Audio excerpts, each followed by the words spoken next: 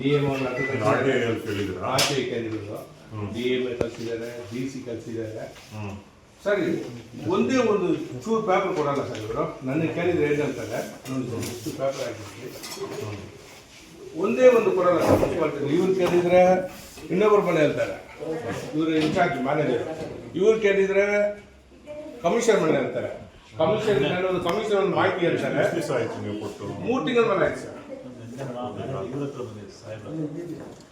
Market issues ಸ್ವಲ್ಪ ಚರ್ಚೆ ಮಾಡಿದೆ ಸರ್. ಇವತ್ತು ಲೀಗಲ್ ಒಪಿನಿಯನ್ ತಗೊಂಡು ಕೊಡ್ತೀನಿ ಅಂತ ಇವತ್ತು ಸಾಯಂಕಾಲ ಒಳಗಡೆ ಕೊಡ್ತೀನಿ. ಇಲ್ಲ ಸರ್, ನಂದೇ ಏನಾಯ್ತು ಅಂದ್ರೆ ಅದೇ ಫಸ್ಟೇ ಕೊಡ್ಬೋದು. ಯಾಕೆ ಡಿಲೇ ಮಾಡ್ತೀರಾ ಅನ್ನೆಸರಿ? ಅಲ್ಲ, ಈಗ ನೀವೇ ಹೇಳ್ತಾ ಇದ್ರೆ ಅವ್ರು 3 ಮಂತ್ಸ್ ಆಗಿದೆ ಕೊಟ್ಟು, ಇವತ್ತೆಲ್ಲ ರೆಡಿ ಮಾಡ್ತಾ ಇದ್ರೆ ನಾಳೆ ಕೊಡ್ತೀನಿ. ಇದನ್ನ ಮುಂಚೆನೇ ಕೊಡ್ಬೋದಲ್ಲ? ಇಲ್ಲ ಸರ್, ಆಲ್ರೆಡಿ DMA ಕಳಿಸಿದ್ದಾರೆ, DC ಕಳಿಸಿದ್ದಾರೆ. DC ರೆಸ್ಪೆಕ್ಟ್ ಕೊಡಲ್ಲ. ಮಾರ್ಕೆಟ್ ಇಶ್ಯೂ ಹೇಳ್ತಾರೆ ಅವರು. ನನ್ನೆ ಬಂದು ಕಮಿಷನ್ ಏನ್ ಹೇಳ್ತಾರೆ ಡೈರೆಕ್ಟ್ ಆಗಿ, ಸರ್ ಇಲ್ಲಿ ಮುಂಚೆ ಒಬ್ಬರು ಕಮಿಷನ್ ಕೆಲಸ ಮಾಡಿದ್ದಾರೆ, ಅವ್ರು ಫೈಲ್ ತಗೊಂಡು ಹೋಗ್ಬಿಟ್ಟಿದ್ದಾರೆ. ನನ್ನ ಹತ್ರ ರೆಕಾರ್ಡಿಂಗ್ ಇದೆ, ಬೇಕಂದ್ರೆ ನಿಮ್ಗೆ ಹಾಕ್ತೀನಿ. ಅವ್ರು ಮಾತಾಡ್ತಾರೆ ಡೈರೆಕ್ಟ್ ಆಗಿ. ಶ್ರೀಧರ್ ಅವರು ಏನ್ ಹೇಳ್ತಾರೆ, ಸರ್ ಇಲ್ಲಿ ಮುಂಚೆ ಕೆಲಸ ಮಾಡಿದ್ರು ಫೈಲ್ ಎಲ್ಲ ಡೈರೆಕ್ಟ್ ತಗೊಂಡು ಹೋಗ್ಬಿಟ್ಟಿದ್ದಾರೆ. ಇವ್ರು ಕೇಳಿದ್ರೆ ಇವ್ರ ಅಲ್ಲಿ ಇಲ್ಲಿ ಕೆಲಸ ಮಾಡ್ತಾರೆ, ಇವ್ರು ಕೇಳಿದ್ರೆ ಫೈಲ್ ಇಲ್ಲೇ ಇದೆ ಹೇಳ್ತಾರೆ, ಇವ್ರು ಇಲ್ಲೇ ಇದೆ ಹೇಳ್ತಾರೆ. ಕಮಿಷನ್ ಬೇರೆ ಮಾತು ಹೇಳ್ತಾರೆ ಸರ್. ಇದು ಯಾವ ತರ ಮುನ್ಸಿಪಾಲಿಟಿ ಅರ್ಥ ಆಗಿಲ್ಲ. ಆಯ್ತು, ಒಂದು ಕೆಲಸ ಮಾಡಿ, ಒಂದು ರೈಟಿಂಗ್ ಅಲ್ಲಿ ಕೊಡಿ. ಸರಿ ಆಯ್ತಲ್ಲ, ಈಗ ಒಂದು ರೈಟಿಂಗ್ ಅಲ್ಲಿ ಕೊಡಿ, ಅಟೆಂಡ್ ಮಾಡೋಣ. ಬಟ್ ಇವಾಗ ಯಾವ ಕೊಡ್ತೀರಾ? ಅದಕ್ಕೆ ಬೆಳಗ್ಗೆ ಹೋಗಿತ್ತು ಲೀಗಲ್ ನಿಮಿಷ ಇವತ್ತು ನಾವಿದ್ದೀವಿ, ಬಿಸಿ ಇರ್ತೀರ. ಅಟ್ಲೀಸ್ಟ್ ನಾಳೆ ಸಂಜೆ ಅವ್ರಿಗಾರು ಕೊಡೋಕ್ಕಾಗುತ್ತೆ, ಕೊಡಬೇಕು. ನಿಮ್ದೇನಿದೆ ಒಂದು ರೈಟಿಂಗ್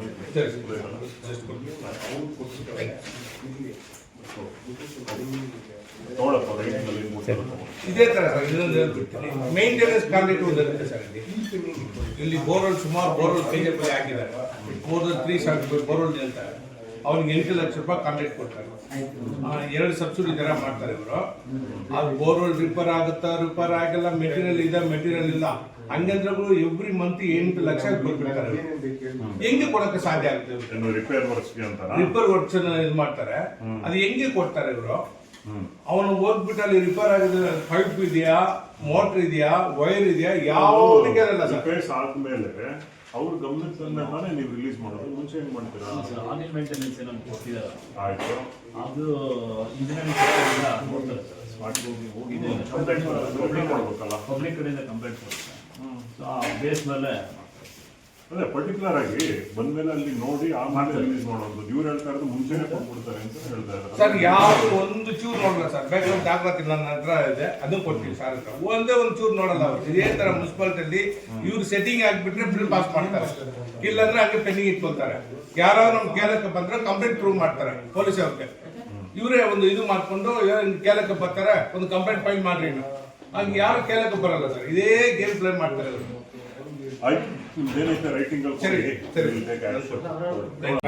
ಈ ದಿನ ಲೋಕಾಯುಕ್ತ ಅವರು ಬಂದಿದ್ದಾರೆ. ಲೋಕಾಯುಕ್ತ DSP ಎಲ್ಲ ಒಂದು ಟೀಮ್ ಅಲ್ಲಿ ವಿಸಿಟ್ ಬಂದಿದ್ದಾರೆ.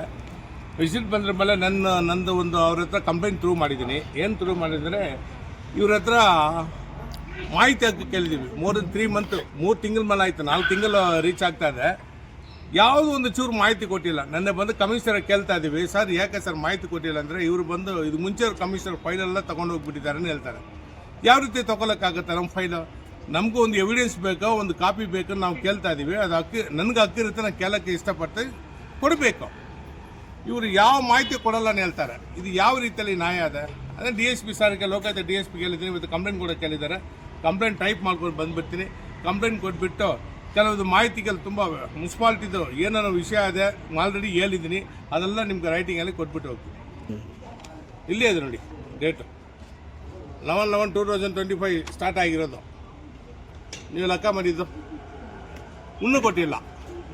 1 ತಿಂಗಳು ಮಾಹಿತಿ ಹಾಕೋಕ್ಕೆ 1 ತಿಂಗಳು ಸಾಕು. ಇವರು ಯಾಕಂದರೆ ಕೊಟ್ಟಿದ್ರೆ ಪ್ರಾಬ್ಲಮ್ ಆಗುತ್ತೆ, ಇವ್ರು ಕೊಡಲ್ಲ. ಅವರು ಯಾವ ರೀತಿಯಲ್ಲಿ ನ್ಯಾಯ? DSP ಸರ್ ಹೇಳಿದ್ದಾರೆ, ನಾಳೆ ಈವ್ನಿಂಗ್ ಒಳಗಡೆ ನಾನು ಕೊಡಬೇಕು. ಇಲ್ಲಿರುವ ಲಾಂಗ್ ಸ್ಟ್ಯಾಂಡಿಂಗ್ ಎಲ್ಲ ಚೇಂಜ್ ಮಾಡಬೇಕು. ಇವ್ರ ಕಡೆದೇ ಪ್ರಾಬ್ಲಮ್ ಆಗ್ತಾರೆ. ಲಾಂಗ್ ಸ್ಟ್ಯಾಂಡಿಂಗ್ ಚೇಂಜ್ ಮಾಡಿದರೆ ಒಂದು 5 ಜನ ಇದೆ ಲಾಂಗ್ ಸ್ಟ್ಯಾಂಡಿಂಗ್ ಚೇಂಜ್. ಅದು DSPಗೆ ನಾನು ಹೇಳ್ತೀನಿ, ಅದು ಇವತ್ತು ಹೇಳ್ತೀನಿ. DSPಗೆ ರೈಟಿಂಗಲ್ಲಿ ಕೊಡ್ತೀನಿ ನಾನು. ಬೋರ್ವೆಲ್ದು ಮೇಂಟೆನೆನ್ಸ್ ಒಂದು ಇರುತ್ತೆ. ಬೋರ್ವೆಲ್ ಮೇಂಟೆನೆನ್ಸ್ ಮಾಡ್ತಾರೆ. ಮೋರ್ ದನ್ ಇವ್ರು ಹೇಳ್ತಾರೆ 275 ಬೋರ್ವೆಲ್ ಮೇಲೆ KJP ಅಲ್ಲಿ ಇದೆ, 35 ವಾರ್ಡಲ್ಲಿ. ನಮ್ದು ಏನೋ ಒಂದು ಕ್ವಶ್ಚಿನು, ಅವ್ರಿಗೆ ಮೇಂಟೆನೆನ್ಸ್ ಕೊಡಿ ಬೇಡ ಅನ್ನಲಿಲ್ಲ.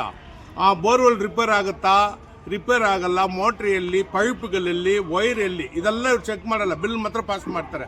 ಅವನು ಇಷ್ಟ ಆದರೆ ಅವ್ರು ಏನು ಹೇಳ್ತಾರೆ, ಯಾರಾದರೂ ಇವರಿಗೆ ರೈಟಿಂಗಲ್ಲಿ ಕೇಳಕ್ಕೆ ಹೋಗಿದ್ರೆ ನನ್ನ ಮೇಲೆ ಕಂಪ್ಲೇಂಟ್ ಕೊಡೋಕೆ ಹೋಗೋದು. ಪೊಲಿಟಿಕಲ್ ಇಂಪ್ಲೈನ್ಸ್ ಮಾಡ್ತಾರೆ. ಇದು ಯಾವ ರೀತಿಯಲ್ಲಿ ನ್ಯಾಯ ಅದು ಇಂಪ್ಲೈನ್ಸ್ ಮಾಡೋದು? ಅದೇ DSP ಸರ್ ಹೇಳಿದ್ದೀನಿ, ಸರ್ ಹತ್ರ ಇಂಪ್ಲೈನ್ಸ್ ಮಾಡ್ತಾರೆ, ಅವರು ಪೊಲಿಟಿಕಲ್ ಇಂಪ್ಲೈನ್ಸ್ ಮಾಡ್ತಾರೆ, ಮಾಡಿ ಹೋಗ್ಬಿಟ್ಟು ಸುಮ್ಮನೆ ಪೊಲೀಸ್ ಅವ್ರ ಹತ್ರ ಕಂಪ್ಲೇಂಟ್ ಕೊಡ್ತಾರೆ. ಇದು ಕೇಳಿದರೆ ತಪ್ಪನ್ನು ಹೇಳ್ತಾರೆ, ಇದು ರಾಂಗ್. ಅದು ಆಸ್ ಯೂಸ್ವಲ್ ಯಾವ ಥರ ಚೆಕ್ ಮಾಡಬೇಕೋ ಅದು ನಾನು ಇವತ್ತು ದಾಖಲಾತಿ ಸಮೇತ DSP ಸರ್ ಕೊಡ್ತಾ ಇದ್ದೀನಿ. ಒಂದು 5 ನಿಮಿಷದಲ್ಲಿ ಕೊಟ್ಬಿಡ್ತೀನಿ.